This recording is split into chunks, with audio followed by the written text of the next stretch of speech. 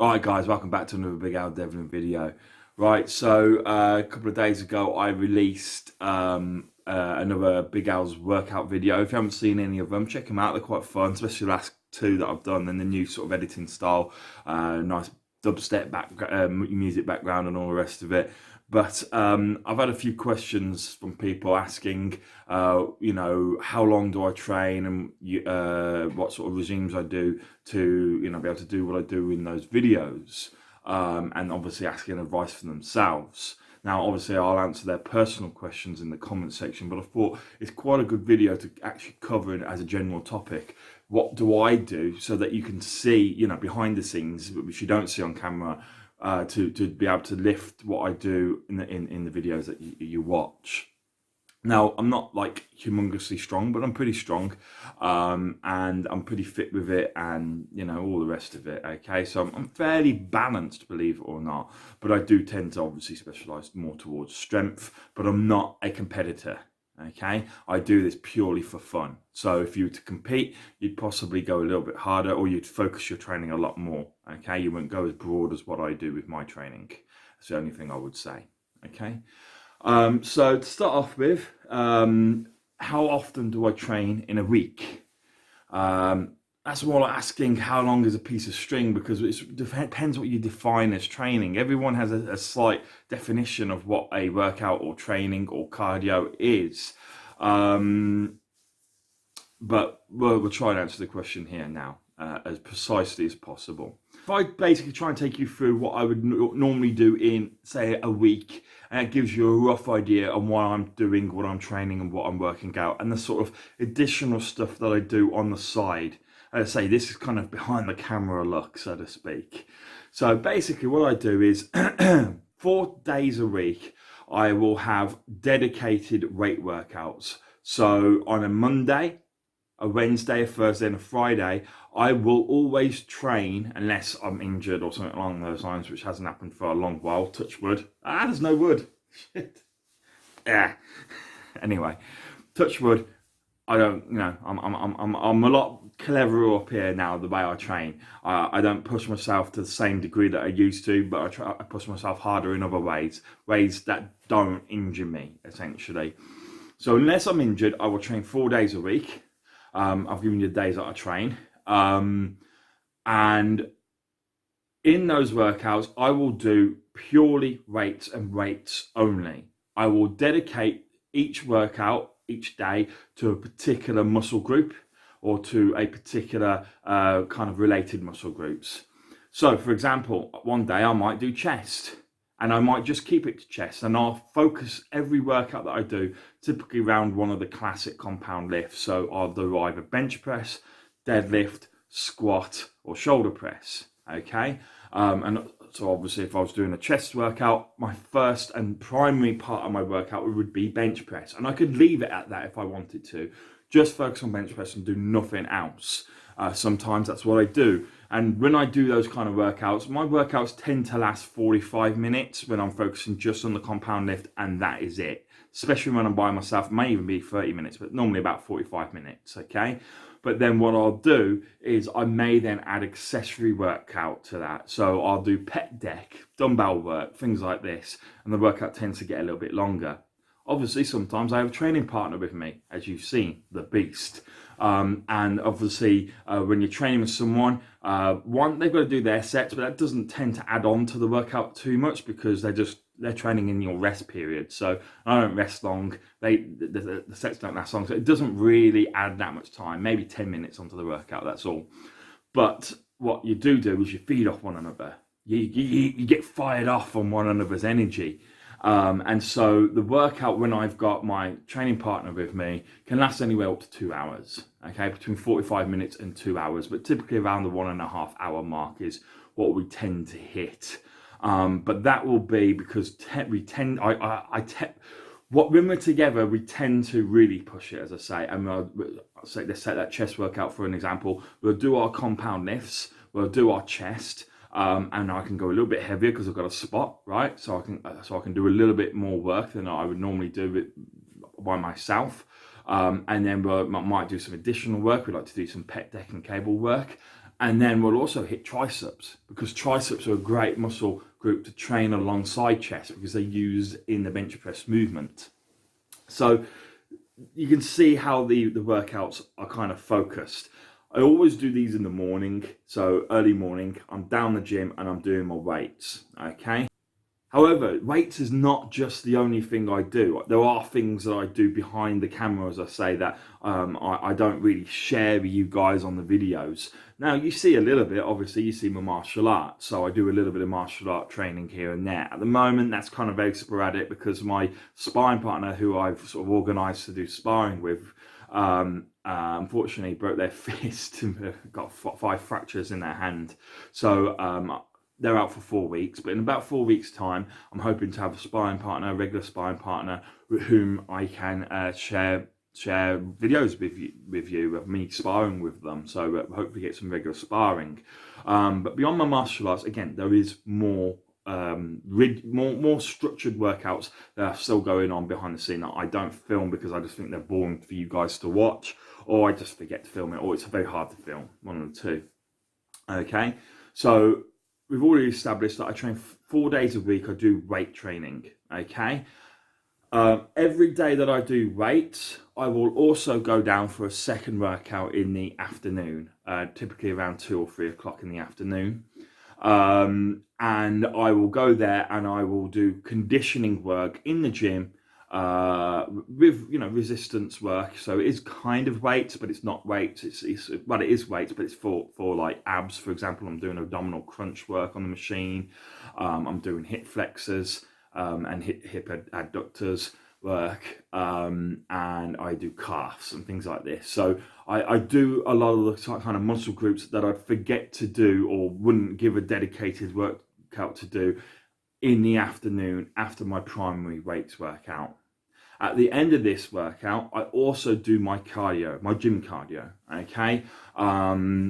This may be nothing. Sometimes I don't do it, okay? If I feel like my body's getting a little bit tired, because doing 2 workouts, because this will last about 45 minutes, just the hip, the conditioning work. To add something on top of that when you've already done potentially an hour and a half before it as well on weights can be a lot on your body. But I do tend to most of the time do a little bit of cardio. I tend to focus on my intensity cardio, okay? So that is cardio that is short, brief, to the point, but very intense whilst you do it. Typical example would be the rower. I do 500-meter sprints typically on the row, 1 minute rest intervals. And that is what I try to do to kind of build up my intense cardio, the kind of cardio you need for weights, for example, for short explosive bursts. And I also very highly recommend the stepper. The stepper is a fantastic way to build up your cardio and leg strength, and that is something that you can either do. You can't really do that long on the stepper if you're doing it correct, so it shouldn't last that long, but you might be able to do 10-15 minutes at most. But again, you can make it very short, intense, very hard, and get those lungs and your heart working to maximum pace essentially. So they're my gym workouts, but I do things in my own home and outside also. Every night, and this is every night of the week, 7 days a week, 365 days without exception. On a rarity, I will forget, but it's not often that I forget to do this. Every night I do between 35 minutes and an hour of stretching. Again, it tends to hit the hour mark when I'm adding a little bit of core work into it. So stretching and core work, but I don't like core work, so it's more like 35-45 minutes long. I tend to skip the 50 minutes core work at the end, and I don't like core work because it hurts. That's the only reason. Okay, guys, I'm trying to definitely always add it on, but we'll see. And what I do basically when I'm with my girlfriend at night, we'll have telly on, and for the last hour just before we go to bed, I'll just sit in front of the armchair that I'm sitting on at the moment, and I'll just start stretching my legs on the ground. I do a lot of leg stretches. I don't tend to stretch my upper body. I tend to do those stretches in the gym just as I'm sort of training, but I'll do a lot of hip and leg stretches to try and improve my flexibility and maintain my flexibility in my lower half. So I do an hour of stretching, well, I do, let's be honest, probably about 35 to 40 minutes worth on average of stretching every single night. And that is without exception. If you're not flexible, if you do not work your muscles in that manner, you will tear. If you're training the kind of quantity and intensity that I'm training, you will tear eventually. So you need to stretch those muscles off to improve your recovery time also. And occasionally, what I've started to introduce now also is outdoor running. When I get a little break in work, or I'm just bored, if say I've got a day off or something, I will go, instead of just sitting in front of the Xbox or relaxing or chilling or doing whatever I would normally be doing in that time period, I will just go for a short run.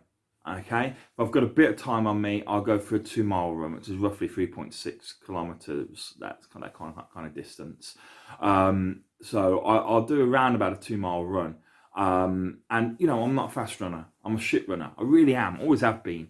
But I'm a plodder. I can keep going and going and going and going. I can run 10 miles if I want to without too much difficulty. That's about the maximum I can run. But it's not too bad considering I weigh 20 stone, right? But I will go out there and I will run. It tends to bust my knees, so I can't do it every day. But about once a week, twice a week, I might put in a run. Okay, or even better, I'll put in hill runs. Okay, so if I've got like a day off around me, there's a lot of hills. I live on a hill. Okay, so I'll just run down the hill and run back up it again. Up and down that hill is about a mile. It's quite a big hill. So it's a really good way. Well, no, it's not a mile. It's a kilometre. Big difference. But regardless, it's a really good way of just building again your cardiovascular resistance up, both for intensity but also endurance, also depending on how far you run and what pace you go and stuff like that. And then that's the final thing I do is, well, I walk. I walk every day when I can, which is most of the time. It's not like I have to walk every day, but I do most of the time. I will walk every day. I've got a dog, so I like to take him out. And I've always enjoyed walking anyway. I find it a passionate hobby of mine. I love walking. So I will often, instead of driving to the corner store, for example, I'll walk to it, even though it's, a half an hour round trip to get there, So I'm more than happy to walk reasonable distances. It's not too far, but it's still quite short at the same time, but it's enough to burn some calories. So I do walk. And in the spring and the summertime, when the weather's a little bit better, I do go hiking in the weekends. So it's the only thing that I'll do on a weekend, and I normally do it on Sunday. I take my dog and I just go up in the countryside and I'll walk up and around the hills and the fields and stuff for anywhere between 2 and 5 hours. Depending what time I leave the house. So I do a big hike normally once a week during the summer period and spring period. So I'm about to start doing it now. The only reason I don't do it in the autumn and the winter is, one, it's a lot colder, especially in the winter. It can be a lot colder, and when you're out there for that long, if you slip and fall, it's a good way to freeze to death. So I don't want to chance fate or anything like that. But it's mostly because it's just so slippery. England is a wet country, and especially during autumn. Last time I went for a walk, it was sort of the beginning of autumn, and it rained the whole time. I got soaked. That doesn't really bother me too much, but it can give you a cold, right? And at the same time, I was slipping all over the place in the mud because, of course, you're not on paths. You're on literal grass. So yeah, I got soaked, miserable, tired, hurt my leg a little bit, slipping over the place. So I tend to avoid autumn and winter purely to try to avoid injuries. It's the same with outdoor running. I will not run in the winter. I will run in autumn, but I will not run in winter when there's frost on the ground because I don't want to slip. It's not worth the injury. So anyway, guys, I hope that gives you a little bit of insight into what I do, how I'm training. As I said, there is martial art training on top of that, which I haven't really got into because at the moment it's kind of not there, but sometimes it's really intensive, 2-3 times a week. But I like to have a sparring session once a week. and that sparring session I will just put on like basically during the weekend on a day off or whatever. And I don't consider, even though it'd be like an hour of sparring at a time, I don't consider that kind of cardio or anything. It's kind of different. It's working my skills, and it is cardio because you come out very huff and puff, but at the same time it's a different type of training. It's very good for your conditioning, and in fact it's brilliant. It's brilliant for cardio, it's brilliant for conditioning, and it's brilliant for sort of standard strength. But for me, I don't include it in my workouts just because it's a hobby of mine. That's the only reason. Anyway, guys, as I say, hope that gives you a bit of insight. Hope that clarifies things for you, and I'll see you soon with another Big Al's workout video at the end of the month. Nice one. See you. Bye.